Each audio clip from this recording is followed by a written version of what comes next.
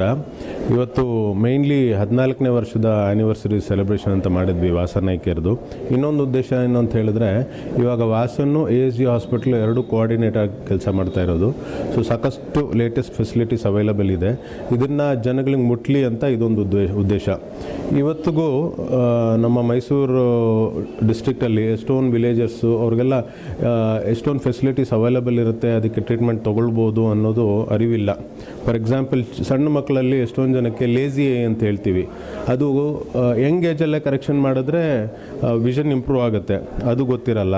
ಆಮೇಲೆ ಎಷ್ಟೊಂದು ಜನ ಮುಗ್ಧರು ಕ್ಯಾಟ್ರಾಕ್ಟ್ ಸರ್ಜರಿನ ಸುಲಭವಾಗಿ ಲೇಟೆಸ್ಟ್ ಎಕ್ವಿಪ್ಮೆಂಟ್ಸಿಂದ ಟ್ರೀಟ್ಮೆಂಟ್ ತೊಗೊಳ್ಬೋದು, ಸರ್ಜರಿ ಮಾಡಿಸ್ಕೋಬೋದು ಅನ್ನೋದು ಗೊತ್ತಿರಲ್ಲ.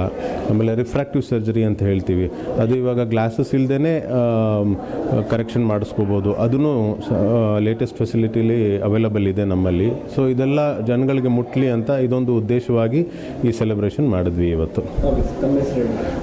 ನಾನು ಡಾಕ್ಟರ್ ಬಾಲ್ಕರನ್ ಅಂತ ಹೇಳಿ ಆ್ಯಂಟೀರಿಯರ್ ಸೆಗ್ಮೆಂಟ್ ಸರ್ಜನ್ ಆಗಿ ಕೆಲಸ ಮಾಡ್ತಾ ಇದ್ದೀನಿ ಇಲ್ಲಿ ವಾಸನಾಯ್ಕರಲ್ಲಿ.